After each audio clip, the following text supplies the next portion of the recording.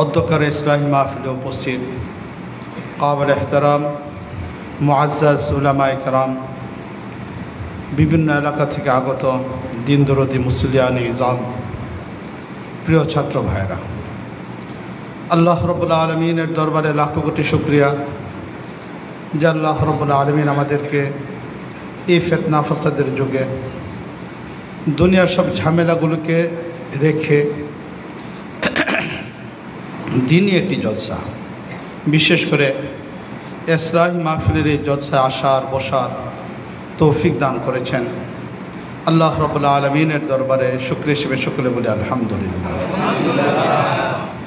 মুআজ্জাজ হাজিরিন, একজন মুসলমান হিসেবে আমাদের বিশ্বাস যে আমরা অল্প সময়ের জন্য এই দুনিয়াতে আসছি। আমাদের মালিক আল্লাহ রাব্বুল আলামিন রয়েছেন, তিনি মৃত্যুর মাধ্যমে কিয়ামত যখন সংগঠিত করবেন তখন আল্লাহ রাব্বুল আলামিন অনন্তকালে একটা জীবনকে রেখে দিয়েছেন। সেই জীবনে আল্লাহ রাব্বুল আলামিন প্রতিটা মানুষের প্রতিটা মুহূর্তের হিসাব নেবেন। মানুষ যদি এই পৃথিবীতে ভালো কোনো কাজ করে থাকে তাহলে এটারও হিসাব আল্লাহ রাব্বুল আলামিন নেবেন। মন্দ কোনো ব্যক্তিও যদি কোনো কাজ করে থাকে তাহলে এটারও হিসাব আল্লাহ রাব্বুল আলামিন নেবেন। হযরত আবু হুরায়রা রাদিয়াল্লাহু তাআলা আনহু থেকে একটা হাদিস বর্ণিত আছে, মুসলিম শরীফ 2য় খণ্ডের ভিতরে হাদিসটা আসছে। সেখানে আসছে এই কথা, রাসূল করিম সাল্লাল্লাহু আলাইহি ওয়াসাল্লাম ইরশাদ করেন যে কিয়ামতের দিন আল্লাহ রাব্বুল আলামিন সকল মানুষের কাছ থেকে যখন হিসাব নেবেন, এর আগে আল্লাহ রাব্বুল আলামিন 3 প্রকারের মানুষকে ডাক দেবেন, 3 শ্রেণীর মানুষকে ডাক দেবেন। প্রথম প্রকারের মানুষ যারা হলো আলেম, এদেরকে আল্লাহ রাব্বুল আলামিন ডাক দেবেন। কিয়ামতের ময়দানে সর্বপ্রথম আল্লাহ রাব্বুল আলামিন হিসাবের জন্য ডাক দেবেন আলেমদেরকে। আল্লাহ রাব্বুল আলামিন এই আলেমদেরকে ডাক দেবেন। ডাক দিয়ে আল্লাহ রাব্বুল আলামিন আলেমদেরকে জিজ্ঞেস করবেন এই কথা যে তুমি ইলম অর্জন করেছিলে, এই ইলম অর্জনের দ্বারা তুমি কি করেছো বলো। তখন এই ব্যক্তি বলবে, হে আল্লাহ, আমি এই ইলম তোমার জন্য অর্জন করেছিলাম, এই হিসাবে তুমি আমাকে যে পরিমাণে ইলম দিয়েছিলে এই ইলমের তাকাদা হিসাবে একদিক থেকে তোমাকে সন্তুষ্ট করেছি, অপর দিক থেকে মানুষকে ইলমের মাধ্যমে তোমার সাথে পরিচয় করে দেওয়ার জন্য কাজ করেছি। আমি রাত দিন একাকার করে মানুষের ভিতরে দিনই প্রোগ্রামগুলিকে বাস্তবায়ন করার চেষ্টা করেছি। আল্লাহ ভোলা মানুষগুলিকে আল্লাহর সাথে সম্পর্ক জুড়ে দেওয়ার জন্য কাজ করেছি। ধর্মীয় যত ধরনের কাজ আছে সব কাজগুলো ইলমের মাধ্যমে সমাধান করার চেষ্টা করেছি। মানুষকে দ্বীনের সাথে সম্পৃক্ত করা এবং তুমি আল্লাহকে সন্তুষ্ট করা। দুনিয়ার মানুষ তাদেরকে হয়তো ধোঁকা দেওয়া যায়, কিন্তু মালিক আল্লাহ রাব্বুল আলামিনকে তো আর ধোঁকা দেওয়া যায় না। তাই আল্লাহ রাব্বুল আলামিনের সামনে যখন একজন আলেম এই কথাটা বলবেন যে আল্লাহ ইলম অর্জন করেছিলাম তোমাকে খুশি করার জন্য, দুনিয়ার সব কাজগুলো করেছিলাম মানুষকে তোমার সাথে সম্পৃক্ত করে দেওয়ার জন্য, এই কথাটা বলার সাথে সাথে আল্লাহ রাব্বুল আলামিন রাগ করে ফেলবেন, প্রচণ্ড রাগ করবেন। আল্লাহ রাব্বুল আলামিন রাগ করে বলবেন, না, তুমি মিথ্যেবাদী, তুমি মিথ্যে কথা বলতেছ। দুনিয়াতে তুমি ইলম অর্জন করেছিলে, দুনিয়ার মানুষ যেন তোমাকে আলেম বলে, দুনিয়ার মানুষ যেন তোমাকে মুফতি সাহেব বলে, দুনিয়ার মানুষ যেন তোমাকে সম্মান দেয়, দুনিয়ার মানুষ যেন তোমাকে বড় পদ দেয়, এই জন্য তুমি ইলম অর্জন করছিলে। আমি আল্লাহকে সন্তুষ্ট করার জন্য তুমি ইলম অর্জন করো নাই। এই কথা দুনিয়ার হয়তো কোনো মানুষ জানতো না, কিন্তু আল্লাহ তিনি তো জানেন। তিনি তো মানুষের হৃদয়ে সব কথাগুলোকে জানেন, কে কোন কাজ করতেছে, কেন করতেছে, এই বিষয়টা আল্লাহ রাব্বুল আলামিন জানেন। তো যখন আল্লাহ রাব্বুল আলামিন এই বিষয়টা বলবেন যে না, তুমি আমি আল্লাহকে সন্তুষ্ট করার জন্য করোনি, বরং দুনিয়া কামানোর জন্য, মানুষের সম্মান কামানোর জন্য তুমি ইলম অর্জন করেছ, এই কথা বলে আল্লাহ রাব্বুল আলামিন ফেরেশতাদেরকে নির্দেশ দিবেন। ফেরেশতা এসে এই ব্যক্তিকে ধাক্কা দিয়ে মাটিতে ফেলে দিয়ে উপর করে পায়ের মধ্যে টেনে জাহান্নামে নিক্ষেপ করবে। তাহলে একজন আলেম যিনি ইলম অর্জনের পিছনে তার গোটা জীবনকে কাটায় দিয়েছেন, যিনি ধর্মীয় কাজের ভিতরে তার জীবনের সব কিছুকে কাটায় দিয়েছেন, এমন একজন ব্যক্তি আল্লাহ রাব্বুল আলামিন সেই আলেমকে জাহান্নামে নিক্ষেপ করবেন। দ্বিতীয়, হযরত আবু হুরায়রা রাদিয়াল্লাহু আনহু বলেন, দ্বিতীয় নাম্বার ব্যক্তি হলো যাকে আল্লাহ রাব্বুল আলামিন দ্বিতীয় পর্যায়ে ডাক দেবেন, তিনি হলেন একজন সম্পদশালী ব্যক্তি, যাকে আল্লাহ রাব্বুল আলামিন প্রচুর অর্থ সম্পদ দান করেছেন, এবং এই ব্যক্তি অর্থ সম্পদ যথাযথভাবে খরচ করারও চেষ্টা করেছে। আল্লাহ রাব্বুল আলামিন এমন একজন অর্থশালী ব্যক্তিকে ডাক দেবেন। ডাক দিয়ে আল্লাহ রাব্বুল আলামিন তাকে বলবেন যে, আমার বান্দা, তোমাকে আমি অর্থ সম্পদ দিয়েছিলাম, তুমি এই অর্থ সম্পদের দ্বারা কী করেছ? আল্লাহ রাব্বুল আলামিন এই কথা বলার পরে তখন এই ব্যক্তি বলবে, হে আল্লাহ, তুমি আমাকে অর্থ দিয়েছিলে, এই অর্থটাকে দুনিয়াতে যতগুলো খাত আছে, যে খাতগুলোতে অর্থ খরচ করলে তুমি সন্তুষ্ট হও, সবগুলো খাতে আমি অর্থটাকে খরচ করেছি। আমি মসজিদ নির্মাণের কাজ করেছি, মাদ্রাসা নির্মাণের কাজ করেছি, অসহায় মানুষের পাশে দাঁড়িয়েছি, বিধবাদেরকে সহযোগিতা করেছি, এতিমদের দায়িত্ব নিয়েছি, আরও যত ধরনের ভালো ভালো কাজ আছে, যে কাজগুলোতে অর্থ ব্যয় করলে তুমি সন্তুষ্ট হও, এমন সবগুলো জায়গাতে আমি অর্থটাকে ব্যয় করছি। আল্লাহ রাব্বুল আলামিন তখন বলবেন, রাগ করে ফেলবেন, রাগ করে বলবেন, না, মূলত আমি আল্লাহকে সন্তুষ্ট করার জন্য তুমি অর্থগুলিকে খরচ করো নাই, বরং সমাজের মানুষ তোমাকে দানশীল বলবে, সমাজের মানুষ তোমাকে সম্মান করবে, সমাজের মানুষ তোমাকে ইজ্জত দান করবে, সমাজের মানুষ তোমাকে দান করার কারণে মসজিদের সভাপতি বানাবে, সমাজের মানুষ তুমি দান করার কারণে সেক্রেটারি বানাবে, সমাজের মানুষ তোমাকে মাদ্রাসায় দান করা সভাপতি বানাবে, মাদ্রাসার একজন অভিভাবক তোমাকে বানাবে। তোমার হৃদয়টা আমি আল্লাহর জন্য ছিল না, বরং পদের জন্য ছিল, ক্ষমতার জন্য ছিল। মানুষ তোমাকে দানশীল বলবে, এই কারণে তুমি এই কাজগুলিকে করছো, আমি আল্লাহকে সন্তুষ্টির জন্য করো নাই। এটা তো দুনিয়াতেই তুমি পেয়ে গেছো। দুনিয়ার মানুষ তোমাকে সভাপতি বানাইছে, দুনিয়ার মানুষ তোমাকে সেক্রেটারি বানাইছে, দুনিয়ার মানুষ তোমাকে যথাযথ সম্মান করছে, দুনিয়ার মানুষ তোমার নামের আগ দেয়া দানবী শব্দটাকে ব্যবহার করছে, দুনিয়ার মানুষের কাছে তুমি সম্মান পেয়ে ফেলছ। এখন আমি আল্লাহর কাছে আর কিছু পাওয়ার নেই। এই কথা বলে ফেরেশতাকে ডাক দিবে। ফেরেশতা এসে আবার তাকে উল্টো মুখ করে জমিনে ফেলে পায়ের মধ্যে শিকল লাগিয়ে তাকে জাহান্নামে নিক্ষেপ করে। তাহলে একজন সম্পদশালী ব্যক্তি, তাকেও আল্লাহ রাব্বুল আলামিন জাহান্নামে নিক্ষেপ করতেছেন। রাসূল করিম সাল্লাল্লাহু আলাইহি ওয়াসাল্লাম বলতেছেন, দ্বিতীয় ব্যক্তি যাকে আল্লাহ রাব্বুল আলামিন হিসাবের দিন সর্বপ্রথম ডাকবেন, প্রথম আলেম, দ্বিতীয় নম্বর হলো দানশীল ব্যক্তি, তৃতীয় নম্বর আল্লাহ রাব্বুল আলামিন ডাক দেবেন একজন মুজাহিদকে, একজন মুজাহিদকে ডাক দেবেন। দুনিয়াতে আল্লাহ রাব্বুল আলামিন মানুষের উপর ইবাদতকে নির্ধারণ করছেন। অনেক ধরনের ইবাদত আল্লাহ রাব্বুল আলামিন মানুষের উপর নির্ধারণ করছেন। কিছু ইবাদত আমরা মুখের দ্বারা করি, কিছু ইবাদত আমরা শরীরের অঙ্গ প্রত্যঙ্গের দ্বারা করছি, কিছু ইবাদত আমরা অর্থের দ্বারা করি, কিছু ইবাদত শরীর এবং অর্থ দুইটার সমন্বয়ে করি। মুখের দ্বারা আমরা অনেক ইবাদত করি, যে বয়ান করতেছি মুখের দ্বারা, লা ইলাহা ইল্লাল্লাহর জিকির করতেছি, জিকির আজকার করতেছি মুখের দ্বারা, কোরআন কারীমের তেলাওয়াত করতেছি মুখের দ্বারা। তাহলে মুখের দ্বারাও আমরা আল্লাহ রাব্বুল আলামিনের অনেকগুলি ইবাদত আমরা পালন করি। আবার শরীরের দ্বারাও আমরা আল্লাহর ইবাদত আদায় করি। শরীরের দ্বারা যত ধরনের ইবাদত আমরা আদায় করি, এর মধ্যে সবচেয়ে উত্তম ইবাদত যেটা হলো নামাজ, এটা শরীরের দ্বারা আদায় করি। নামাজ যখন বাদি, নামাজের জন্য যখন দাঁড়ায় হাত উঠাই, অজু করে আসতেছি, রুকুতে যাচ্ছি, সেজদাতে যাচ্ছি, তাহলে শরীরের মাধ্যমে আমরা শরীয়তের অনেক ইবাদত করি। এর মাঝে নামাজ একটা গুরুত্বপূর্ণ ইবাদত, এটাকে আমরা করি। আবার শরীরের মাধ্যমে এমন কিছু আছে যেটা ছেড়ে দেওয়ার মাধ্যমে আমরা ইবাদত করি, যেমন রোজা, এটা শরীরের মাধ্যমে আদায় করি, কিন্তু আমরা খাবার দাবার সব ছেড়ে দিই, বাস এটার মাধ্যমে আমরা রোজা আদায় করি। তাহলে শরীরের মাধ্যমে আমরা ইবাদত করি দুই প্রকার, করণীয় বর্জনীয় উভয় প্রকার ইবাদত আছে, শরীরের দ্বারা আদায় করি। আবার অনুরূপভাবে আমরা অর্থের দ্বারা আমরা ইবাদত করি। টাকা পয়সা আছে, যাকাত দেই, এটা অর্থের দ্বারা আমরা ইবাদত আদায় করতেছি।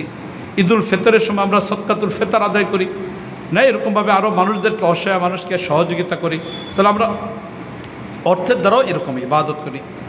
ঠিক অনুরূপভাবে শরীর এবং অর্থ দুইটার সমন্বয় আমরা করি। যেমন হজটা করতে গেলে শুধু শরীর থাকলেই হয় না, অর্থেরও প্রয়োজন পড়ে। আবার শুধু অর্থ থাকলেও হয় না, শরীরেরও প্রয়োজন পড়ে। তাহলে আমাদের আল্লাহ আমাদের উপরে অনেক ধরনের ইবাদতকে নির্ধারণ করেছেন। মুখের দ্বারা আদায় করি, শরীরের দ্বারা আদায় করি, শরীরের করণীয় আদায় করি, শরীরের দ্বারা বর্জনীয় আদায় করি, অর্থের দ্বারা ইবাদত আদায় করি। আবার শরীর আর অর্থ দুইটার সমন্বয়ে আমরা আল্লাহ রাব্বুল আলামিনের ইবাদত আদায় করি। তাহলে অনেকভাবে আমাদের ইবাদত আদায় করা হয়, কিন্তু আল্লাহ রাব্বুল আলামিনের কাছে সবচেয়ে প্রিয়তম ইবাদত, সবচেয়ে ভালো ইবাদত, সবচেয়ে পছন্দনীয় ইবাদত হলো একজন ব্যক্তি তার মালিকরে তার জীবনটা দিয়ে দেওয়া। একজন ব্যক্তি তার মালিকরে তার জীবনটাকে দিয়ে দেওয়া। কারণ এর আগে মালিক আল্লাহর ইবাদত আমরা করছি, মুখের দ্বারা করছি, আমার শরীর ঠিক আছে, মুখের দ্বারা ইবাদত করছি, শরীরের দ্বারা ইবাদত করছি, মালিকের ইবাদত করছি, শরীর ঠিক রেখে ইবাদত করছি, অর্থ শরীরের দ্বারা আদায় করি, কষ্ট করে আদায় করি, কিন্তু এরপরও শরীর তো আমার ঠিক রয়ে গেছে। ঠিক অনুরূপভাবে যখন আমরা হজ করতে যাই, অর্থ এবং শরীর দুইটা সমন্বয় করি, সেখানেও তো আমাদের শরীরটাকে ঠিক রেখে এরপর আমরা ইবাদতকে আদায় করি। তাহলে আমরা দেখা যাচ্ছে যে অনেক প্রকারের ইবাদত করি, কিন্তু ইবাদতগুলো আমাদের শরীরকে ঠিক রেখে তারপরে ইবাদত করতেছি। কিন্তু জিহাদ এটা এমন একটা ইবাদত যে ইবাদতের ভিতরে ব্যক্তি তার জীবনের সবচেয়ে প্রিয় বস্তু, তার জীবন, এই জীবনটাকে আল্লাহর জন্য দিয়ে দিচ্ছে। এই জন্য জিহাদের মর্যাদা এটা হলো সবচেয়ে বেশি, জিহাদের মর্যাদা সবচেয়ে বেশি, এবং একজন শহীদের মর্যাদা এটা হলো অনেক উঁচু পর্যায়ের মর্যাদা, এবং জান্নাতে যাওয়ার সবচেয়ে শর্টকাটের রাস্তা হলো শাহাদতের মর্যাদা। এত শর্টকাটের রাস্তা আর কোনোটা নাই যেটা একজন ব্যক্তি শাহাদত অর্জন করার মাধ্যমে যাইতে পারে। আমরা বিভিন্ন রাস্তা দিয়ে যাতায়াত করি, কখনো ঘুরে ঘুরে যাইতে হয়, আবার দেখা যায় যে ক্ষেতের মাঝখান দিয়ে একটা আইল থাকে, ওই আইল দিয়ে যাওয়ার জায়গা, আবার মাঝে মাঝে ক্ষেতের ফসলটা যখন কাটা থাকে ক্ষেতের ভিতর দিয়ে আমরা যাতায়াত করি। জান্নাতে যাওয়ার অনেক রাস্তা, ওই ক্ষেতের ভিতর দিয়ে শর্টকাটের রাস্তা হলো এটা হলো শাহাদতের রাস্তা। জান্নাতে যাওয়ার সবচেয়ে শর্টকাটের রাস্তা হলো শাহাদতের রাস্তা, এবং এই শাহাদতের রাস্তার একজন ব্যক্তি যাওয়া, তার জীবনটাকে দিতে পারে, এটা অনেক বড় একটা বিষয়, অনেক বড় একটা বিষয়। চাইলে একটা মানুষ পকেটে টাকা খরচ করতে পারে, চাইলে একটা মানুষ সারা রাত্র দাঁড়ায় নামাজ পড়তে পারে, কিন্তু জীবনটাকে দিয়ে দিতে পারা এটা অনেক কষ্টকর একটা ব্যাপার। এই জন্য রাসূল করিম সাল্লাল্লাহু আলাইহি ওয়াসাল্লাম সবসময় শাহাদতের মৃত্যু কামনা করতেন। তাহলে শহীদ হওয়া এটা কত বড় একটা মর্যাদার বিষয়।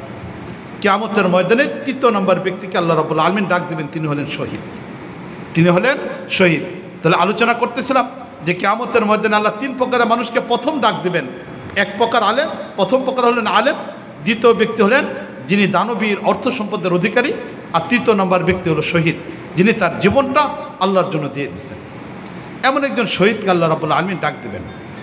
ডাক দিয়ে আল্লাহ রাব্বুল আলামিন তাকে বলবেন যে বান্দা, না তুই আমার জন্য দুনিয়াতে কি করছস? আল্লাহ রাব্বুল আলামিন যখন এই কথা জিজ্ঞেস করবে, তখন শহীদ বলবে যে হে আল্লাহ, আমি তোমার ইবাদতের মধ্যে সবচেয়ে গুরুত্বপূর্ণ ইবাদত শাহাদত অর্জন করা, আমি শহীদের মর্যাদা অর্জন করছি, আমি শহীদ হয়ে গেছি। তো যখন এই কথা বলবে আল্লাহ রাব্বুল আলামিন তখন রাগ করে ফেলবেন, বলবেন এই কথা, আরে তুই তো শহীদ এই জন্য হস নাই, বরং তুই শহীদ হয়েছিলি দুনিয়াবি মানুষ তোকে বিভিন্ন ধরনের নাম বলবে, দুনিয়াতে বিভিন্ন ধরনের সুযোগ সুবিধা তুই অর্জন করবি, অথবা বিভিন্নভাবে মানুষ যেন তোর বড়ত্বের কথা বলে, তোর বীর পুরুষের কথা বলে, অথবা পরবর্তী প্রজন্ম যেন তোর কাছ থেকে কোনো কিছু পাইতে পারে, এই ধরনের কোনো কিছু করার জন্যই তুই শহীদের মর্যাদা অর্জন করার চেষ্টা করেছিস। আমি আল্লাহর জন্য তুই শাহাদত অর্জন করিস নাই।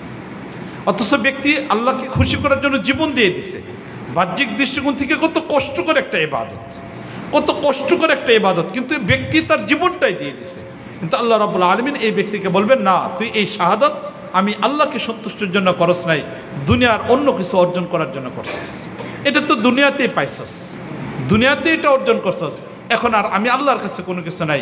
এই কথা বলে আল্লাহ রাব্বুল আলামিন ফেরেশতাকে নির্দেশ দিবেন, ফেরেশতা এসে ধাক্কা দিয়ে জমিনে ফেলে উল্টো মুখ করে পায়ের মধ্যে শিকল দিয়ে থেকে জাহান্নামে নিক্ষেপ করবেন। রাসূল করিম সাল্লাল্লাহু আলাইহি ওয়াসাল্লাম হাদিসের ভিতরে এই 3 প্রকারের মানুষের কথা উল্লেখ করলেন। 1 নম্বর আলেম, 2 নম্বর দানবীর, 3 নম্বর হলো শহীদ। হযরত আবু হুরায়রা রাদিয়াল্লাহু তাআলা আনহু থেকে হাদিসটা বর্ণিত, 2 জন সাহাবী থেকে হাদিসটা বর্ণিত। মুসলিম শরীফ 2য় খণ্ডে সরাসরি আবু হুরায়রা থেকে বর্ণিত। মুসনাদ আহমদ ইবনে হাম্বলের ভিতরে এই হাদিসটা আবু হুরায়রা রাদিয়াল্লাহু তাআলা হযরত মুয়াবিয়া রাদিয়াল্লাহু তাআলাকে শোনাইতেছিলেন, ওই সনদে বর্ণিত আছে। তাহলে 2 সনদেই হাদিসটা বর্ণিত আছে।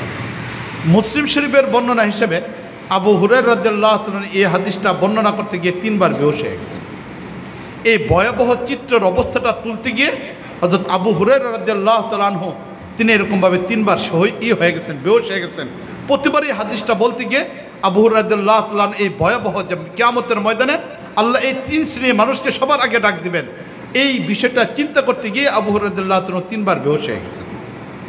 মুয়াবিয়া রাদিয়াল্লাহু তাআলা আনহু তিনি বলেন যে এই হাদিসটা শোনার পরে আমি আর জীবন স্বাভাবিক করতে পারি নাই, আমি আমার জীবনটাকে স্বাভাবিক রাখতে পারি নাই, বরং নিজের ভিতরে পেরেশানের মধ্যে চলে আসছে যে আজকে দুনিয়াতে যে কাজগুলো করতেছি এই কাজগুলোর কোনো কারণে যদি আল্লাহকে সন্তুষ্ট করতে না পারি, তাহলে তো অবস্থা অত্যন্ত নাজুক হবে, না জানি আল্লাহ রাব্বুল আলামিন জাহান্নামে নিক্ষেপ করবেন। এখন রাসূল করিম সাল্লাল্লাহু আলাইহি ওয়াসাল্লামের একটা হাদিস যেটা আমি আপনাদের সামনে পেশ করলাম, এই হাদিসের মধ্যে 3 শ্রেণীর মানুষের কথা উল্লেখ করা হলো। প্রশ্ন হলো, কিয়ামতের ময়দানে এই 3 শ্রেণীর মানুষকে আল্লাহ রাব্বুল আলামিন কেন আগে ডাক দিবেন?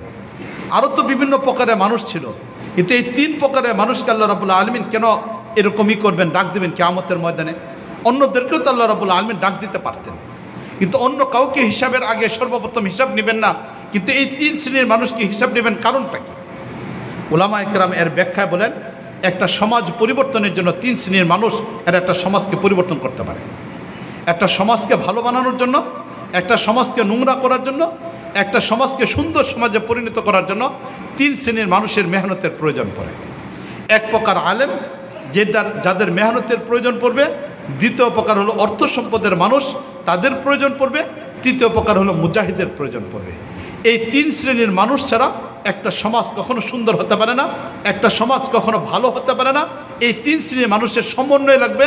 এমনকি এই 3 শ্রেণীর মানুষের মধ্যে থেকে কোনো এক শ্রেণী পুরো সমাজকে পরিবর্তন করে ফেলতে পারে। একজন আলেম, তিনি তার ইলমের মাধ্যমে যদি ইখলাস এবং লিল্লাহিয়ত থাকে, তাহলে এর মাধ্যমে তিনি সব কিছুকে পরিবর্তন করে ফেলতে পারেন। একজন দানশীল, তিনি তার অর্থ সম্পদের মাধ্যমে একটা সমাজকে পরিবর্তন করে ফেলতে পারেন। একজন মুজাহিদ তার কৌশলের মাধ্যমে একটা দেশ এবং একটা জাতিকে পরিবর্তন করে ফেলতে পারে, যেহেতু তাদের ভিতরে এই পরিমাণ পাওয়ার ছিল এবং তার এই পরিমাণ পাওয়ারের অধিকার। এই জন্য কিয়ামতের ময়দানে আল্লাহ রাব্বুল আলামিন সর্বপ্রথম তাদের হিসাব নেবেন। একজন আলেম, তিনি শুধু একজন আলেম না, বরং তিনি তো একজন নবীর ওয়ারিস। তিনি তো একজন নবীর ওয়ারিস। রাসূল করিম সাল্লাল্লাহু আলাইহি ওয়াসাল্লামের উম্মত আমরা সবাই। একজন কৃষক, তিনিও রাসূল করিমের উম্মত। একজন ব্যবসায়ী, তিনিও রাসূল করিম সাল্লাল্লাহু আলাইহি ওয়াসাল্লামের উম্মত। একজন চাকরিজীবী, তিনিও রাসূল করিম সাল্লাল্লাহু আলাইহি ওয়াসাল্লামের উম্মত। একজন শ্রমিক, তিনিও রাসূল করিম সাল্লাল্লাহু আলাইহি ওয়াসাল্লামের উম্মত। একজন পুরুষ যেমন রাসূলের উম্মত, নারীরাও রাসূল করিম সাল্লাল্লাহু আলাইহি ওয়াসাল্লামের উম্মত। তাহলে রাসূল সাল্লাল্লাহু আলাইহি ওয়াসাল্লামের উম্মত কিয়ামতের পর্যন্ত যত মানুষ আসবে সবাই রাসূল করিম সাল্লাল্লাহু আলাইহি ওয়াসাল্লামের উম্মত। রাসূল করিম সাল্লাল্লাহু আলাইহি ওয়াসাল্লাম যে বিপ্লবটাকে নিয়ে আসছিলেন, যে বিষয়টাকে নিয়ে রাসূল দুনিয়াতে আসছিলেন, যে নবুয়তটাকে আল্লাহ রাব্বুল আলামিনের পক্ষ থেকে রাসূল সাল্লাল্লাহু নিয়ে আসছিলেন, এই নবুয়তের জিম্মাদারি নবী চলে যাওয়ার পরে এটা কোনো কৃষকের কাঁধে দিয়ে যান নাই, এটা কোনো ব্যবসায়ীদের কাঁধে দিয়ে যান নাই, এটা কোনো চাকরিজীবীদের কাঁধে দিয়ে যান নাই, এটা অন্য সমাজের কোনো রাষ্ট্রপতির কাছে দিয়ে যান নাই, এটা কোনো সমাজের চেয়ারম্যানের কাছে দেওয়া যায় নাই, এটা সমাজের কোনো মেম্বারের কাছে দিয়ে যায় নাই, এটা সমাজের কোনো মন্ত্রীর কাছে দিয়ে যান নাই, এটা মসজিদের সভাপতির কাছে দেওয়া যায় নাই, সেক্রেটারির কাছে দেওয়া যায় নাই, বরং রাসূল করিম সাল্লাল্লাহু আলাইহি ওয়াসাল্লামের নবুয়তের সেই দায়িত্ব রাসূল করিম সাল্লাল্লাহু উলামায়ে কেরামের কাছে দিয়ে গেছে। হাদিসের মধ্যে রাসূল করিম সাল্লাল্লাহু আলাইহি ওয়াসাল্লাম ইরশাদ করেছেন, ইন্নাল উলামা ওয়ারাসাতুল আম্বিয়া।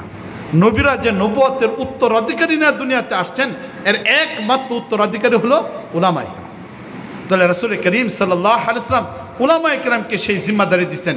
এই জন্য উলামায়ে কেরামের ভিতরে এমন একটা পাওয়ার আছে, উলামায়ে কেরামের পাওয়ার আছে। এই আলেম, তিনি যদি সচল হন, তিনি যদি কাজ করার আগ্রহ হন, তিনি যদি উদ্দীপনাশীল একজন ব্যক্তি হন, তাহলে একজন আলেম একটা সমাজকে পরিবর্তন করতে পারে। দেখা যায় অনেক সময় ইতিহাস বললে আমরা দেখতে পাই যে অনেক সময় এমনও হয় যে একজন আলেম, তিনি একটা পরিবর্তন করতে চাইছেন, কিন্তু হয়তো পরিবর্তনটা করতে পারেননি। উনি হয়তো দুনিয়া থেকে বিদায় নিয়ে গেছেন এবং তার মৃত্যুটা হয়তো ভালো হয়নি, স্বাভাবিক অবস্থার মধ্যে তিনি মারাও যেতে পারেননি। দুনিয়ার মানুষ তৎকালীন যুগে হয়তো তাকে ওইভাবে চিনেও নাই আর ওইভাবে মূল্যায়নও করতে পারেনি। এরকম 2 জন আলেমের কথা আমি আপনাদেরকে বলি। একজন আলেম আল্লামা ইবনে তাইমিয়া রহমতুল্লাহ আলাইহি। আল্লামা ইবনে তাইমিয়া রহমতুল্লাহ আলাইহির সাথে আমাদের আহলে সুন্নাত ওয়াল জামাতের 11টা মাসলায় বিরোধ আছে। 11টা মাসলা বিরোধ আছে, যেগুলো জমহুর উলামায়ে কেরামের বিপরীত আল্লামা ইবনে তাইমিয়া রহমতুল্লাহ আলাইহি অভিমত পেশ করছেন। ঠিক একই ধরনের অভিমত পেশ করছেন আল্লামা ইবনে কাইয়ুম রহমতুল্লাহ আলাইহি, যিনি আল্লামা ইবনে তাইমিয়ার ছাত্র। বিশেষ করে এমন কিছু মাসলা ইবনে তাইমিয়া রহমতুল্লাহ আলাইহি আলোচনা করছেন যে মাসলাগুলোর সাথে আমরা কেউ একমত হতে পারিনি, বরং আল্লামা ইবনে তাইমিয়া রহমতুল্লাহ আলাইহির ব্যাপারে দারুল দেওবন্দের শেখুল হাদিস আনোয়ার শাহ কাশ্মীরি রহমতুল্লাহ আলাইহি কথাটা উল্লেখ করছেন যে আল্লামা ইবনে তাইমিয়া রহমতুল্লাহ আলাইহির ইলম এত উঁচু যে আমি আনোয়ার শাহ কাশ্মীরি যদি আল্লামা ইবনে তাইমিয়ার এলেমের দিকে তাকাইতে যাই, তাহলে তাকাইতে এলেম তো অনেক উঁচু, তাকাইতে গিয়ে আমার ঘাড় বাঁকা হয়ে যাবে, এমনকি আমার মাথার টুপিটা মাটিতে পড়ে যেতে পারে, পিছনের দিক থেকে পড়ে যেতে পারে, মাথা থেকে খুলে। এত পরিমাণ বিশাল এলেমের অধিকারী হলেন আল্লামা ইবনে তাইমিয়া রহমতুল্লাহ আলাইহি। কিন্তু ওনার ভিতরে যে সমস্যা আছে 11টা বা 13টা মাসলা, এইগুলি নিয়ে যদি তিনি দারুল দেওবন্দের গেট দিয়ে ঢুকতে চান, তাহলে আমি ঢুকতে দেব না। তাহলে দারুল দেওবন্দের গেট দিয়ে ঢুকতে চাইলে ঢুকতে দেব না, কিন্তু ওনার এলেম এত বিশাল যে আল্লামা ইবনে তাইমিয়া রহমতুল্লাহ আলাইহি এত বড় একজন ব্যক্তি ছিলেন। এই আল্লামা ইবনে তাইমিয়া রহমতুল্লাহ আলাইহি একটা মাসলা দিয়েছিল, যে মাসলাটা পুরো জমহুরের বিপরীত, পুরা 4 ইমামের বিপরীত। 4 ইমামে এই কথার উপর একমত, কোনো ব্যক্তি যদি একসাথে তার স্ত্রীকে 3 তালাক দিয়ে ফেলে, তাহলে সাথে সাথেই 3 তালাক সংগঠিত হয়ে যাবে। তাহলে এটা হলো এই মাসলাটা মুত্তাফাক আলাইহি মাসলা, সকল ইমামরা এই কথার উপর একমত, 4 ইমাম এই কথার উপর একমত। ইবনে তাইমিয়া রহমতুল্লাহ এর বিপরীত চলে গেছে। ইবনে তাইমিয়া এর বিপরীত, তিনি বলছেন 3 তালাক 1 তালাক হবে, 3 তালাক 1 তালাক হবে। এরকম 11টা মাসলা ইবনে তাইমিয়া রহমতুল্লাহর সাথে জমহুর উলামা কেরামের বিরুদ্ধ রয়ে গেছে। তো ইবনে তাইমিয়া রহমতুল্লাহ আলাইহি যখন 3 তালাকের 1 তালাক বললেন, 4 ইমামের মাযহাবের বিপরীতে এই কথাটা বললেন। ওই যুগের উমাইয়ারা শাসন ব্যবস্থার মধ্যে ছিল, আব্বাসীয়রা শাসন ব্যবস্থায় ছিল, তারা এটার বিরোধিতা করার কারণে ইবনে তাইমিয়া রহমতুল্লাহ আলাইহিকে বন্দি করলেন, জেলখানায় বন্দি করলেন। এর পাশাপাশি বাদশার সাথে আরও কয়েকটা বিষয় নিয়ে ইবনে তাইমিয়া রহমতুল্লাহ আলাইহির বিরোধ হয়েছে, কয়েকটা বিষয় নিয়ে মতানৈক্য হয়ে গেছে। এই মতানৈক্য হয়ে যাওয়ার কারণে ইবনে তাইমিয়া রহমতুল্লাহ আলাইহিকে বন্দি করা হলো। উটের উপরে চড়ায়া ইবনে তাইমিয়া রহমতুল্লাহকে পুরা শহরের মধ্যে অপমান করা হলো। এমনকি ইবনে তাইমিয়া রহমতুল্লাহ আলাইহিকে জেলখানায় বন্দি করা হলো। ইবনে তাইমিয়া রহমতুল্লাহ আলাইহিকে প্রায় 2 বছরের মতো জেলখানায় বন্দি করে রাখা হয়েছে। এই সময়টার ভিতরে ইবনে তাইমিয়া রহমতুল্লাহ আলাইহি প্রাথমিক পর্যায়ে কিছু লেখছেন, লেখার জন্য কাগজ দেওয়া হতো। এক পর্যায়ে যে ওনার একে আর কাগজও দেওয়া হয় না, কাগজ কলম সব কিছুকে বন্ধ করে দেওয়া হলো। ইবনে তাইমিয়া রহমতুল্লাহ আলাইহি কোরআনে কারিমে তেলাওয়াত করতেন, এখানে বসে বসে কোরআনে তেলাওয়াত করতেন। এবং পৃথিবীর বুকে মনে হয় তিনি একজন ব্যক্তি, পৃথিবীর বুকে তিনি এমন ব্যক্তি যিনি যেই জায়গাতে বসে ইন্তেকাল করছেন, যে জায়গাতে তার ইন্তেকাল হয়েছে, এই জায়গাতে 2000 বার কোরআনে কারিমে খতম করছেন। তাহলে জেলখানায় যে জায়গাতে ওনাকে বন্দি করে রাখা হয়েছিল, এই জায়গাতেই তার ইন্তেকাল হয়েছে, আর এই জায়গাতে বসে 2000 বার কোরআনে কারিমে খতম আল্লামা ইবনে তাইমিয়া রহমতুল্লাহ আলাইহি করছেন। তাহলে ইবনে তাইমিয়া রহমতুল্লাহ আলাইহি কত বড় একজন ব্যক্তি ছিলেন। কিছু মাস্টার কেন ওনাকে আহলে সুন্নাত ওয়াল জামাতের বাইরে বলা, এরকম বলা যাবে না, বিরুদ্ধ রয়ে গেছে কয়েকটা মাসলা। কিন্তু একজন বড় ব্যক্তি, অনেক মহান এক ব্যক্তি, এলেমের অধিকারী একজন ব্যক্তি আল্লামা ইবনে তাইমিয়া রহমতুল্লাহ আলাইহি।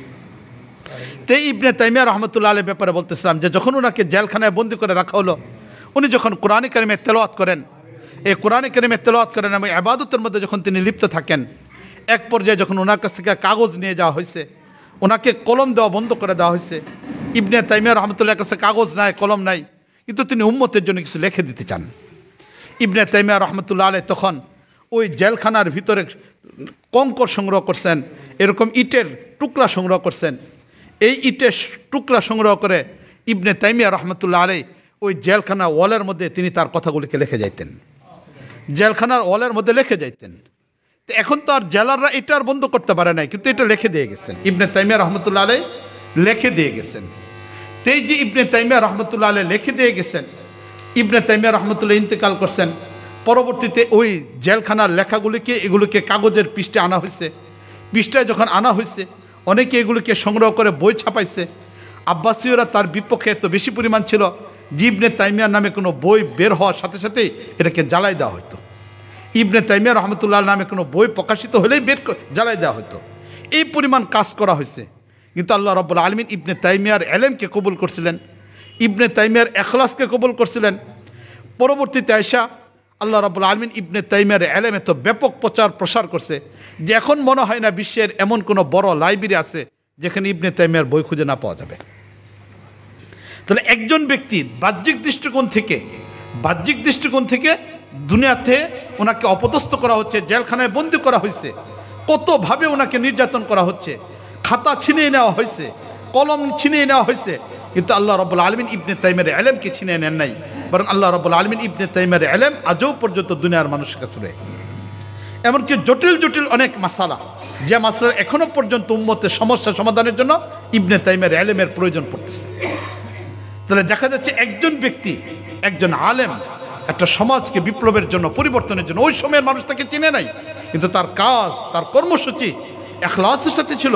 আল্লাহ রাব্বুল আলামিন তাকে এই পর্যায়ে নিয়ে গেছেন যে তার মৃত্যুর 600 বছর পরে আয়সা গোটা পৃথিবীর মানুষ তাকে চিনে ফেলেছে।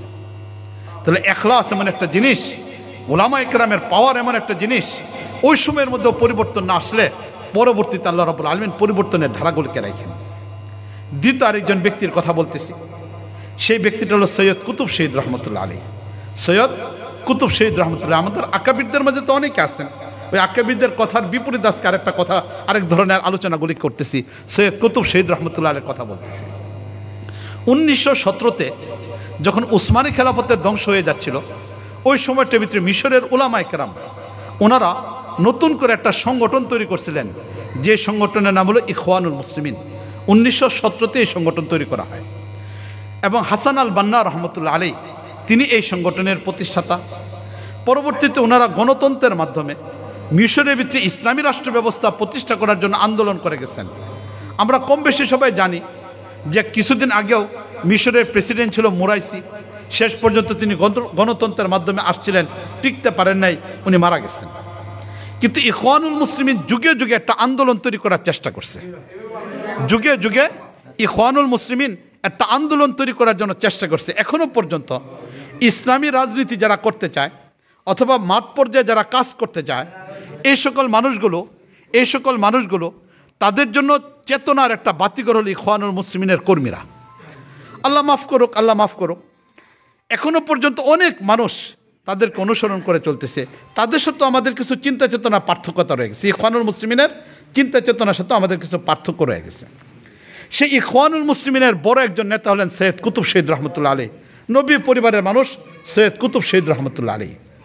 এই সৈয়দ কুতুব শহীদ রহমতুল্লাহ আলী তিনি একটা বই লিখছিলেন, এই বইয়ের নাম হলো মাআলিম ফিত তারিক। তিনি একটা বই লিখছিলেন, এই বইয়ের নামটা মাআলিম ফিত তারিকের অর্থ হলো রাস্তার মাইল ফলক। আমরা যদি থেকে শেরপুর থেকে ঢাকায় যেতে চাই, তাহলে 1 কিলোমিটার পরে পরে দেখবো এখানে মাইল ফলক আছে, যেখানে লেখা আছে ঢাকা এত কিলোমিটার। তো মাআলিম ফিত তারিকের অর্থ হলো মাইল ফলক। তো সৈয়দ কুতুব শহীদ রহমতুল্লাহ আলী তিনি এই বইটা লিখছিলেন। এই বইটা লেখার কারণে তৎকালীন যুগের মিশরের সরকার ওনাকে ফাঁসি দেয় এবং এর পাশাপাশি সৈয়দ কুতুব শহীদ রহমতুল্লাহ আলী জিলালুল কোরআনে কারিমে একটা তাফসির লিখছেন। এই তাফসিরের সাথে আমাদের কিছু বিরোধ আছে, কয়েকটা শব্দের ব্যাখ্যা নিয়ে আমাদের একটু বিরোধ রয়ে গেছে, কিন্তু এরপরও তিনি লিখছেন জিলালুল কোরআন তাফসিরের উপরে কিতাব লিখছেন, মাআলিম ফিত তারিক তিনি বই লিখছেন। এই সৈয়দ কুতুব শহীদ রহমতুল্লাহ আলী 1960 খ্রিস্টাব্দে ওনাকে বন্দি করা হয় এবং বন্দি করে চরম পর্যায়ে ওনার উপর নির্যাতন করা হয়। সৈয়দ কুতুব শহীদ রহমতুল্লাহ আলীর উপরে চরম পর্যায়ে নির্যাতন করা হয়। এই নির্যাতন করা অবস্থার ভিতরে শেষ পর্যন্ত 1966-তে সৈয়দ কুতুব শহীদ রহমতুল্লাহ আলীকে ফাঁসি দিয়ে দেওয়া হয়। তো সৈয়দ কুতুব শহীদ রহমতুল্লাহ আলীকে ফাঁসি দেওয়া হয়েছে। ওই যুগের মিশরের সরকার উনি সৈয়দ কুতুব শহীদ রহমতুল্লাহ আলীকে ফাঁসি দিয়ে দিয়েছেন, কিন্তু এই যে ফাঁসি তো হয়ে গেছে সৈয়দ কুতুব শহীদ রহমতুল্লাহ আলী, তো সৈয়দ কুতুব শহীদ রহমতুল্লাহ আলীর ফাঁসি তো হয়ে গেছে, কিন্তু চিন্তা করে দেখেন 1966-র পর থেকে নিয়ে আজও পর্যন্ত সৈয়দ কুতুব শহীদ রহমতুল্লাহ আলীর বইগুলো মানুষের ভিতরে একটা আন্দোলন তৈরি করতেছে, মানুষের ভিতরে একটা পরিবর্তন করতেছে, মানুষের ভিতরে একটা চেতনার মধ্যে পরিবর্তন নিয়ে আসতেছে। তাহলে একজন আলেম দুনিয়ার দৃষ্টিকোণ থেকে ফাঁসি হয়ে গেছে, কিন্তু তার বই আজও পর্যন্ত মানুষের ভিতরে আন্দোলন তৈরি করতেছেন। সৈয়দ কুতুব শহীদ রহমতুল্লাহ আলীর এই বইগুলো আমি বেশি পরিমাণে পড়ি, কারণ আমার ভিতরে একটা চেতনা তৈরি করার জন্য আমি মনে করি সৈয়দ কুতুব শহীদ রহমতুল্লাহর বইগুলো আমাদের জন্য অত্যন্ত উপকারী একজন বস্তু। তাহলে আজকে দুইজন ব্যক্তির আলোচনাটা আমি করলাম, একজন ইবনে তাইমিয়া রহমতুল্লাহ আলী, আরেকজন হলেন সৈয়দ কুতুব শহীদ রহমতুল্লাহ আলী। এই দুই ব্যক্তি বাহ্যিক দৃষ্টিকোণ থেকে দুইজন আলেম, ওনাদের মৃত্যুটা কষ্টকর হয়েছে, ওনাদের অবস্থানটা কষ্টকর হয়েছে, ওই সময়ের মানুষগুলো তাকে মূল্যায়ন করে নাই, কিন্তু আজও পর্যন্ত শতাব্দীর পর শতাব্দী তাদের এখলাস, তাদের লিল্লাহিয়ত, তাদের সেই আন্দোলনের রূপরেখা পুরা জাতিকে পরিবর্তন করে দিচ্ছে। তো এই জন্য আল্লাহ রাব্বুল আলামিন কিয়ামতের মধ্যে একজন আলেমকে সবার আগে ডাকবেন, কারণ একজন আলেম শুধু আলেম না, বরং একটা সমাজের রূপকার। একজন আলেম একটা জাতির পরিবর্তনের মাধ্যম, একজন আলেম একটা জাতিকে দিক নির্দেশ দেওয়ার মাধ্যম। মুআজ্জাজ হাজরিন, এটার পাশাপাশি আরেকটা উদাহরণ আমি আপনাদেরকে পেশ করি। ভারত উপমহাদেশের একজন আলেম, ভারত উপমহাদেশে যখন বাদশাহ আকবর হিন্দু, খ্রিস্টান, বৌদ্ধ এই তিনটা জাতির সমন্বয়ে এবং মুসলমান এই চারটা জাতির সমন্বয়ে নতুন করে একটা ধর্ম তৈরি করলো। এই চারটার ভালো ভালো বস্তুগুলিকে সংগ্রহ করে একটা ধর্ম তৈরি করলো বাদশাহ আকবর। হিন্দুদের কাছ থেকে কিছু বিষয় নিছে, খ্রিস্টানদের কাছ থেকে কিছু বিষয় নিছে, বৌদ্ধদের কাছ থেকে কিছু বিষয় নিছে, মুসলমানদের কাছ থেকে কিছু বিষয় নিছে। চারটা ধর্মের সমন্বয়ে নতুন করে একটা ধর্ম সে তৈরি করছে, যে ধর্মের নাম দিল দ্বীন-এ এলাহি। সে ধর্মের নাম দিল দ্বীন-এ এলাহি। এবং রাষ্ট্রীয় ক্ষমতায় বাদশাহ আকবর থেকে এই ধর্মর প্রচার প্রসার এত ব্যাপকভাবে করা আরম্ভ করলো যে সর্বশক্তিটাকে সে রাষ্ট্রীয় ক্ষমতাকে ব্যবহার করলো। এমন একটা জটিল পরিস্থিতির ভিতরে মাত্র একজন আলেম যিনি মাদ্রাসায় পড়াইছেন মাত্র 4 বছর। তিনি আলেমে হওয়ার পরে এরপরে মাদ্রাসায় পড়াইছেন মাত্র 4 বছর। এরপরে মাদ্রাসা তো তিনি পড়ান নাই। মাদ্রাসায় না পড়ায়া তিনি এরকমভাবে উম্মতের ফিকিরের মধ্যে লেগে গেছেন। আহমদ হলো তার নাম। ভারতের পাঞ্জাবের সিরহিন্দ নামক জায়গাতে হলো তার বাড়ি। তাহলে ভারতের সিরহিন্দ নামক জায়গাতে হলো তার বাড়ি, নাম হলো আহমদ। ইতিহাসে তাকে আহমদ সিরহিন্দি বলা হয়। এই আহমদ সিরহিন্দি রহমতুল্লাহ আলাইহি তিনি বাদশাহ আকবরের সেই আন্দোলনের বিপক্ষে, তিনি তার ধর্মের বিপক্ষে কাজ করা আরম্ভ করলেন। এই কাজ করতে গিয়ে আহমদ সিরহিন্দি রহমতুল্লাহ আলাইহি জেলখানায় বন্দী হলো। আহমদ সিরহিন্দি রহমতুল্লাহ আলাইহি নির্যাতন হলো। আহমদ সিরহিন্দি রহমতুল্লাহর উপর নিপীড়ন চলে আসলো। কিন্তু আহমদ সিরহিন্দি রহমতুল্লাহ আলাইহি তার আন্দোলন থেকে ফিরে যান নাই। ফলাফল কি হয়েছে? আহমদ সিরহিন্দি রহমতুল্লাহ আলাইহি আন্দোলন শুরু করছেন। যে বাদশাহ আকবর একজন নাস্তিক, যে বাদশাহ আকবর একজন দ্বীনের বিপরীত একজন বস্তু ছিল, সেই বাদশাহ আকবরের পরবর্তী ছেলে শাহজাহান, তার ভিতরে পরিবর্তন আসলো। শাহজাহানের ছেলে চলে আসলো আলমগীর, যিনি তৎকালীন যুগে সবচেয়ে শুধু বড় একজন রাষ্ট্রপতি ছিল না, বরং ওই যুগের বড় একজন আল্লাহওয়ালা ছিলেন। এবং আজকে আমরা আমাদের মাদ্রাসাগুলোতে ফতোয়া বিভাগে যে ফতোয়া আলমগীরটা আমরা পড়ি এবং এটার উপর ভিত্তি করে আমরা ফতোয়া দেই। এই বাদশাহ আলমগীর নিজের যুগের 800 উলামা ইকরামকে নিজের রাজ দরবারে রেখে নিজের পয়সা দেয়া, বেতন দেয়া, তাদেরকে খরচ দেয়া, এদের মাধ্যমে ফতোয়া আলমগীরকে লেখাইছেন, যেটা আজকে গোটা বিশ্বের বুকে একটা ফতোয়ার কিতাব হিসেবে পরিচিত রয়ে গেছে। তাহলে চিন্তা করে দেখে একটা আন্দোলন শুরু করছিল কয়েক যুগ আগে, কিন্তু আন্দোলনের ফলাফল এসে এমন ব্যক্তিকে তৈরি করে দিল যেটা কল্পনাও করা যায় না। তাহলে এই জন্য একজন আলেম, তার ভিতরে একটা পাওয়ার রয়ে গেছে, এলেমের পাওয়ার রয়ে গেছে। এই পাওয়ারটাকে যদি ঐক্যবদ্ধতার মাধ্যমে, চেতনার মাধ্যমে, দ্বীনি সমষ্টিকে বুঝে, মেজাজে শরীয়তটাকে সামনে রেখে, রাসূল করিম সাল্লাল্লাহু আলাইহি ওয়াসাল্লামের আনিত বিষয়গুলিকে সামনে রেখে ইখলাস এবং লিল্লাহিয়তের সাথে কাজ করা আরম্ভ করে, তাহলে তিনিই পারবেন একটা সমাজকে পরিবর্তন করে দিতে। এই জন্য কিয়ামতের ময়দানে আল্লাহ রাব্বুল আলামিন সর্বপ্রথম আলেমকে ডাক দিবেন। একজন আলেম, তার কাছে এলেম আছে, কিন্তু একটা আন্দোলনকে, একটা জাতিকে পরিবর্তন করার জন্য শুধু এলেমই যথেষ্ট নয়। এর জন্য সেই আন্দোলনটাকে বেগবান করার জন্য অর্থের প্রয়োজন পড়বে। এই জন্য সমাজের দ্বিতীয় আরেকটা শ্রেণীর প্রয়োজন পড়বে, যে শ্রেণীটা উলামা ইকরামের সাথে সম্পর্ক রেখে কাজ করে যাবে। এই জন্য কিয়ামতের ময়দানে দ্বিতীয় প্রকারের ব্যক্তিকে ডাক দেওয়া হবে, যিনি হবেন সম্পদশালী ব্যক্তি। কারণ একজন আলেমের কাজ তিনি করে যাবেন, আর সাধারণ যিনি মানুষ, তিনি আলেম না, তিনি যেহেতু আলেম না, তাই তার দায়িত্ব হলো আলেমের সহযোগী হিসেবে নিজের অর্থকে খরচ করা, আলেমের ফিকিরটাকে বাস্তবায়ন করার জন্য অর্থটাকে খরচ করা, আলেমের চিন্তা চেতনাকে বাস্তবায়ন করার জন্য অর্থটাকে খরচ করে, আলেমের দিক নির্দেশনা অর্থটাকে খরচ করবেন। তাহলে এই সম্পদশালী ব্যক্তি কিয়ামতের ময়দানে আল্লাহ রাব্বুল আলামিনের দরবারে মাপ পেয়ে যাবেন। মুআজ্জাজ হাজরিন, এই জন্য অর্থ সম্পদ ওলার ব্যক্তি পর্যায়ে এখানে নিয়ে আসছে। যদি অর্থের সেই বিষয়টা না থাকে, তাহলে একটা আন্দোলন কখনো করা যাবে না। আজকে আমাদের বাংলাদেশে কত ধরনের সমস্যা চলতেছে, এটা কল্পনাও করা যাবে না।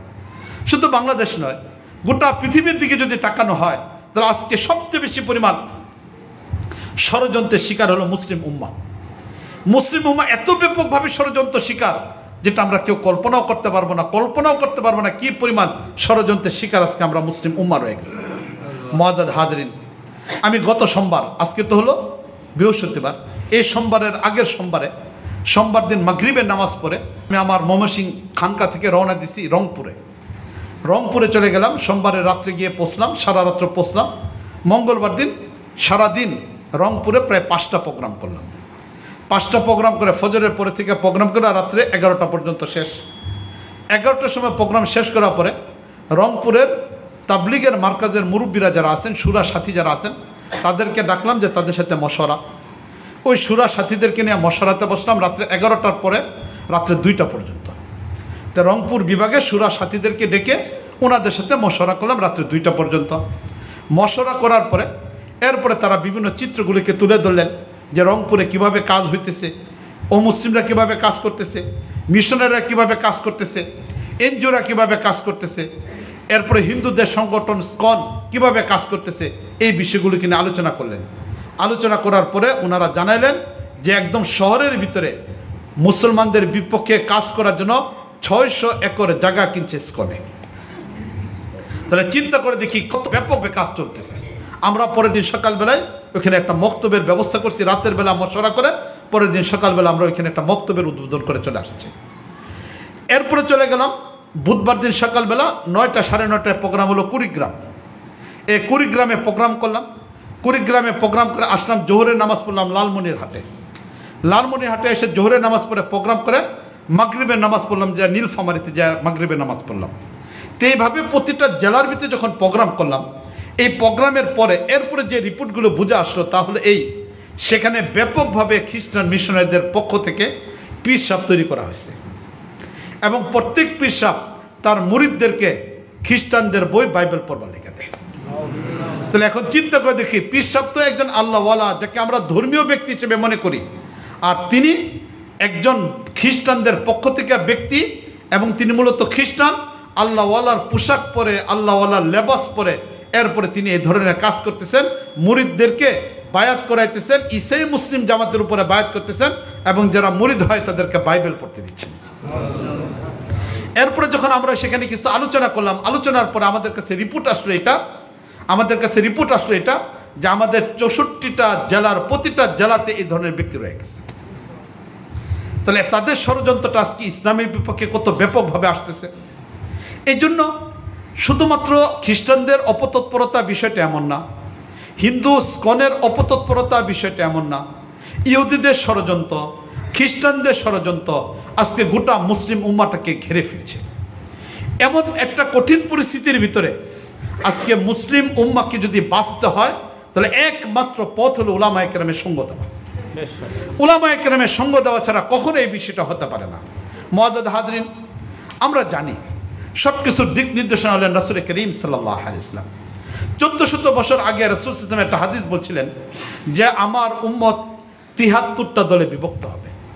আমার উম্মত 73টা দলে বিভক্ত হবে। বনী ইসরাইল 72টা দলে বিভক্ত হয়েছিল, আমার উম্মত 73টা দলে বিভক্ত হবে।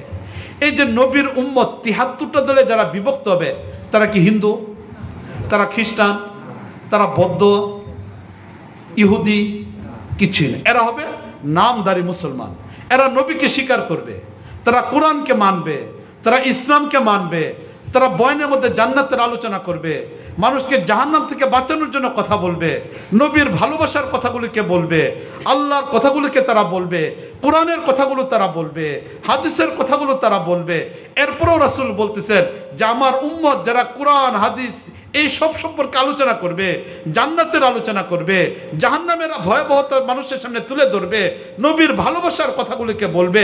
এরপরও নবী বলতেছেন এই 73টা দলের মধ্যে 72টাই জাহান্নামে যাবে, একটা মাত্র জান্নাতে যাবে।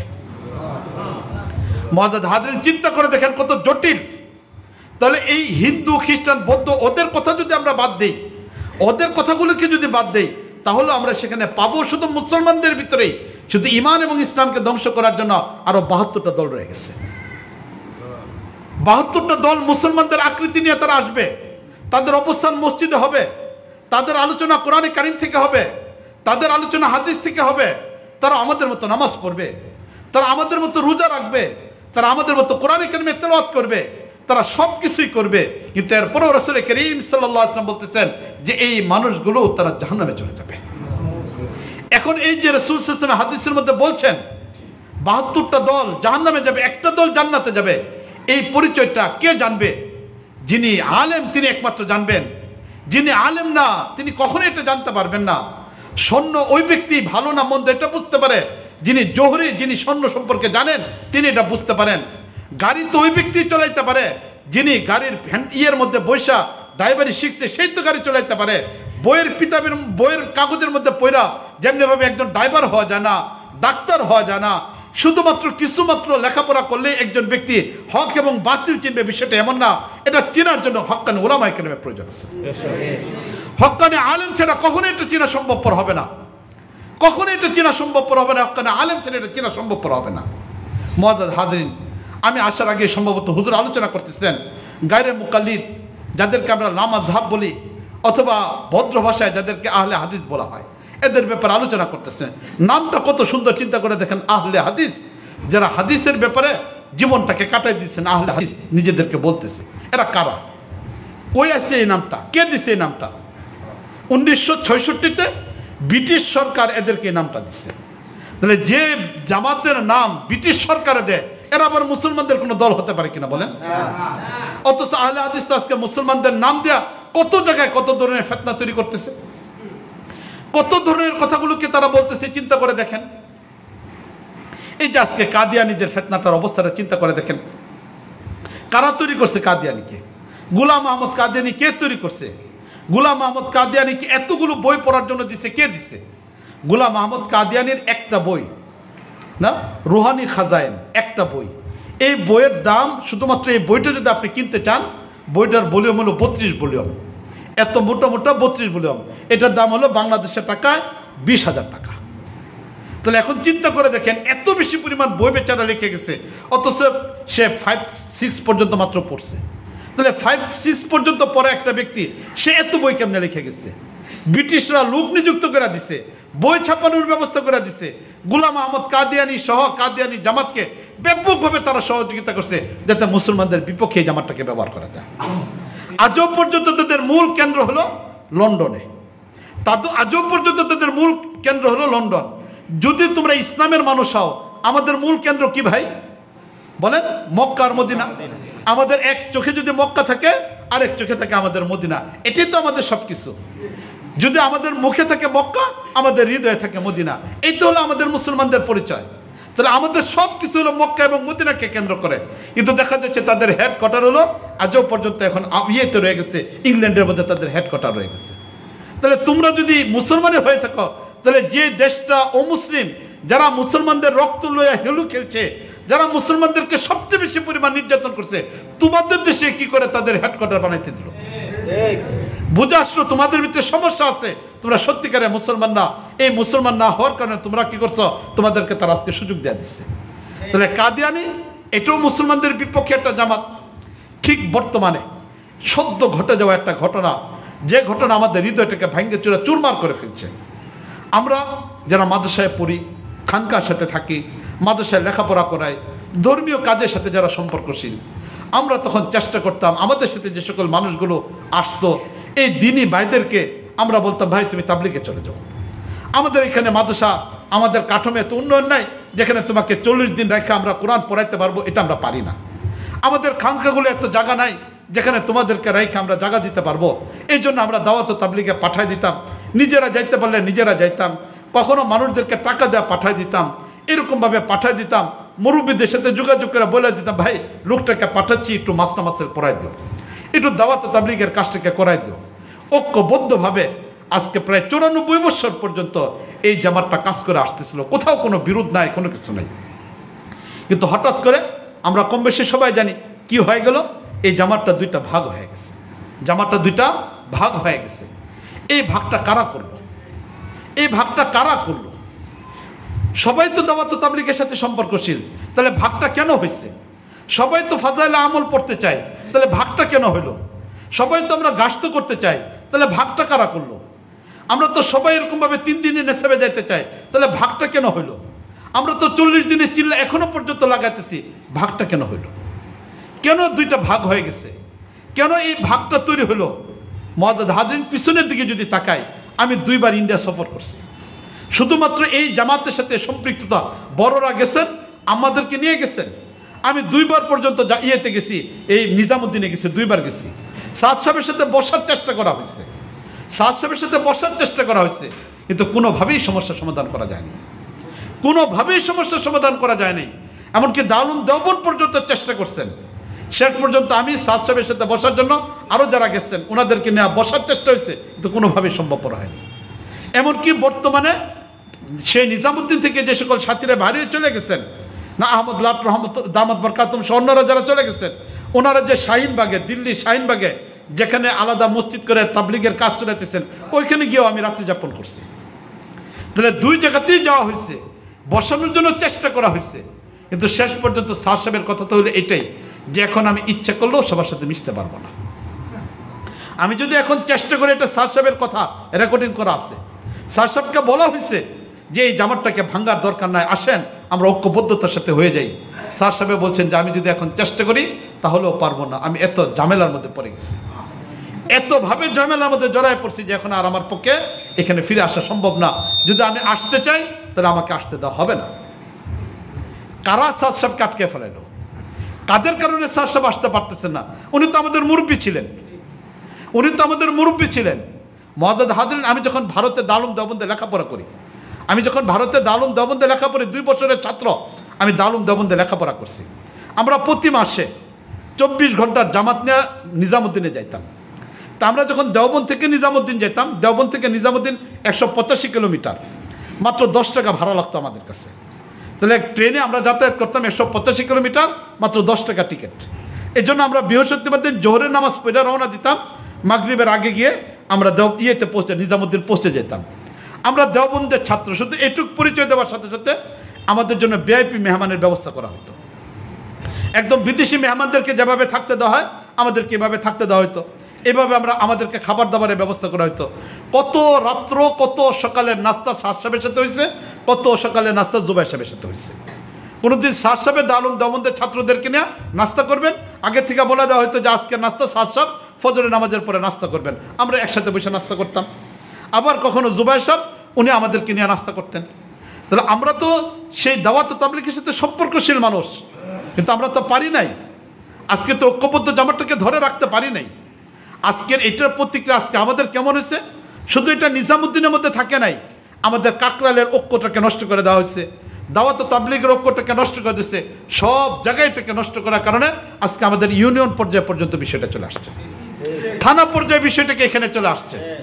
যিনি একজন সাধারণ মানুষ, ইতিপূর্বে তিনি কোনোদিন কোরআনে কারিমও শুদ্ধ করে পড়তে পারেন নাই, তিনি কোরআনের ইসলামের সাথে সম্পর্ক ছিলেন না, চাকরিজীবী কৃষি মানুষ, কোনো কাজ করতেন।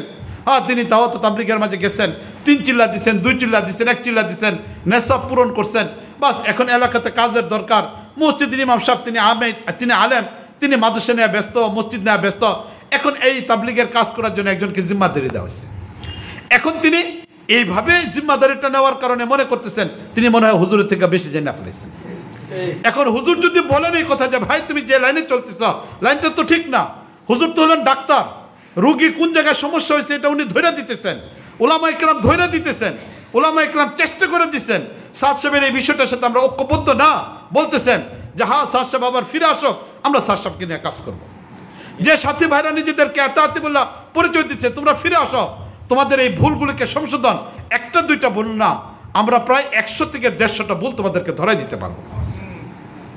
এই ভুলগুলো তো কোরআনে কারিমের বিপরীত, তোমরা ভুল করছো, এটা কোরআনের মতো না, কোরআনের সাথে মিল পড়তেছে না, হাদিসের সাথে মিল পড়তেছে না, এই ভুলগুলো তোমরা করছো। ওলামা ইকরাম, এটা ডাক্তার, ওনারা ধরে দিচ্ছেন। কিন্তু এখন তুমি দাওয়াত তাবলীগের একজন জিম্মাদার হিসেবে মসজিদের আমির হয়ে গেছো, জিম্মাদার হয়ে গেছো, এখন ইমাম সাহেবের বিরুদ্ধে লেগে গেছো, তুমি ইমাম সাহেবের বিপক্ষে লেগেছো, বলা আরম্ভ করছো ইমাম সাহেব তো বুঝে না। আরে তোমার এলেম তো হলো শুধু ফাজাইলে আমল পর্যন্ত, তুমি পড়ো তো শুধু ফাজাইলে আমাল। আর এই হুজুর তো হাদিস পড়ান, বুখারী শরীফ পড়ান, উনি তো মুসলিম শরীফ পড়ান, তুমি কোরআনে কারিমটা ঠিক মতো পড়তে পারো না, তুমি মুরব্বীদের কাছ থেকে বয়ান কয়টা শিখছো, আর এখন তুমি এলাকাতে এসে বলা আরম্ভ করছো হুজুর তোমার সাথে পারে না। মুআজ্জাজ হাজরিন, এটা একটা ফিতনা, যে ফিতনাটা আমাদের ঈমানকে নষ্ট করার জন্য আসছে। এই ফিতনাটা আমাদের ঈমানকে নষ্ট করার জন্য আসছে। বলছিলাম রাসূল কি বলছেন, 73টা দলের কথা বলছেন কিনা, তাহলে এই 73টা দলের মধ্যে এরা পড়বে কিনা বলেন? এটা এর জন্য আমাদের উচিত হলো এটা আমরা যারা আসি দাওয়াত ও তাবলীগ এটা আমাদের কাজ, এটা আমাদের কাজ। আমরা সবাই মুসলমানরা মিল্লা করব। আমরা যদি না করি তাহলে করবে কে? এই জন্য উলামায়ে কেরামের তত্ত্বাবধানে আমরা করার জন্য চেষ্টা করব। এই জন্য কিয়ামতের মধ্যে এই দ্বিতীয় শ্রেণীকে আলেমের সাথে রাখা হয়েছে, যাতে করে আলেমকে ডাক দেওয়ার সাথে সাথে তাদেরকে ডাক দেওয়া হয় যে তুমি আলেমের সঙ্গকে লিখে দাও নাই, আলেমকে কেন সহযোগিতা করো নাই? আলেম যখন কাজ করার জন্য মাঠে নামছেন তখন কেন তুমি অর্থ দেওয়ার সহযোগিতা করো নাই? আলেমের পিছনে তুমি যাই না যে জায়গায় খরচ করা যায় এই জায়গায় কেন তুমি খরচ করো নাই? আল্লাহ রাব্বুল আলামিন তাকে ডাক দিবেন। এই জন্য মুআজ্জাদ হাজরিন, যারা আজকে অর্থ সম্পদ, চাই আমি অর্থ দেওয়ার কারণে মসজিদের কমিটিতে আসি অথবা আমি এরকমভাবে সেক্রেটারি হই বা যা কিছু হই না কেন, যে কোনোভাবে হই না কেন, আলেমের চেয়ে আমার বড় মর্যাদা না, এটা মনে রাখতে হবে। ইমামের চেয়ে আমার বড় মর্যাদা না, এটা আমার মনে রাখতে হবে। তোমরা হাজারটা ফাজাইল আমল পুরা যা অর্জন করবা, হাজার সাধারণ মানুষের বয়ান শুনে যা পড়বা, একজন আলেম এর থেকে অনেক বেশি জানেন, একজন আলেমের থেকে অনেক বেশি জানেন। তুমি জানো না একজন আলেমের মর্যাদা কতটুকু। আরে তুমি দাওয়াত ও তাবলীগ করে কতটুকু মর্যাদা অর্জন করতে পারছো?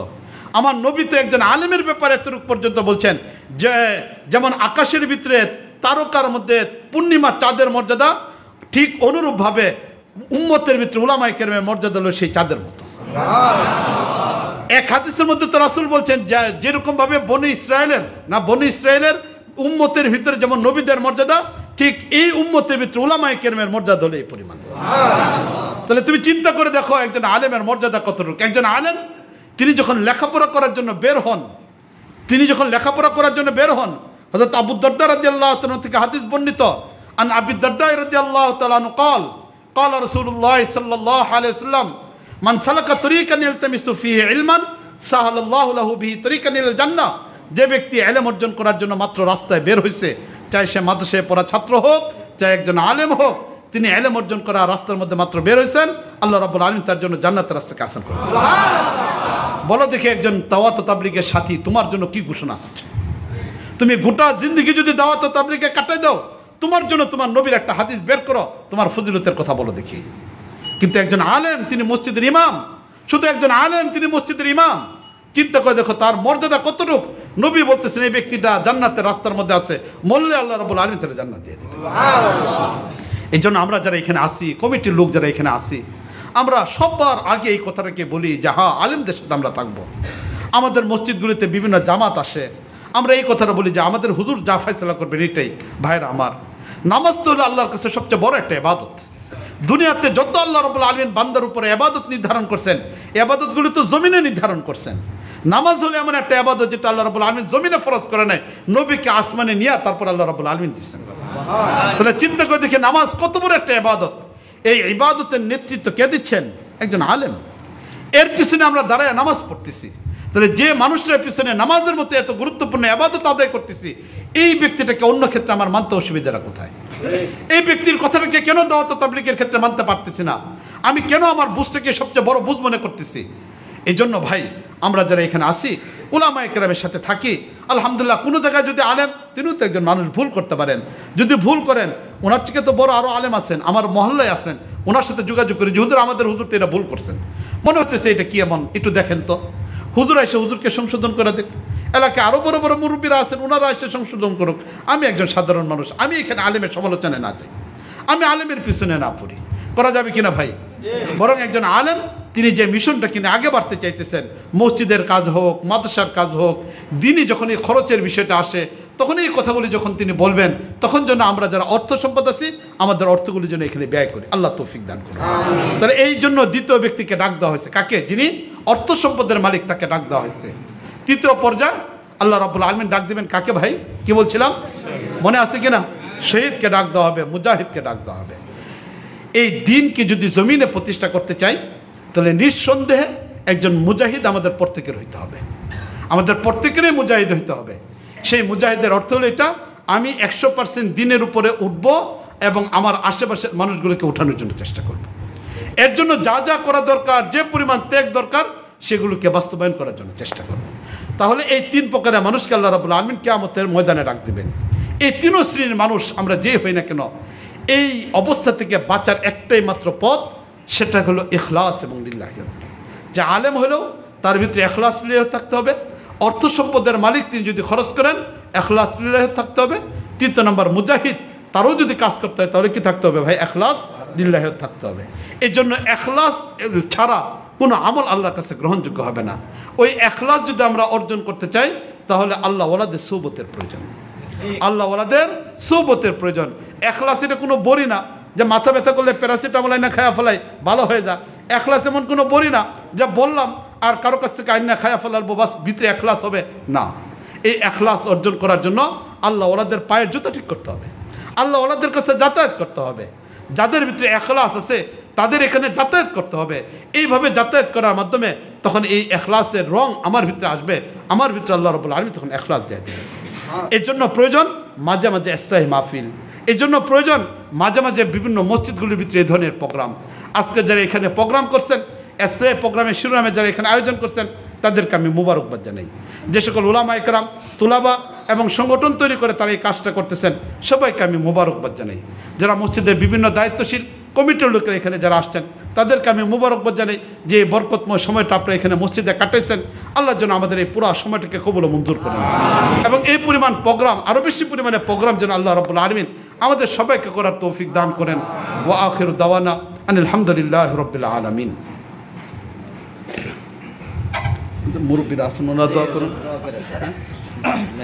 আস্তাগফিরুল্লাহ আল্লাযী লা ইলাহা ইল্লা হুয়াল হাইয়ুল কাইয়্যুম ওয়া আতুবু ইলাইহি লা হাওলা ওয়া লা কুওয়াতা ইল্লা বিল্লাহ। আলহামদুলিল্লাহি রাব্বিল আলামিন ওয়াস সালাতু ওয়াস সালামু আলা সাইয়্যিদিল মুরসালিন ওয়া খাতামুন নাবিয়্যিন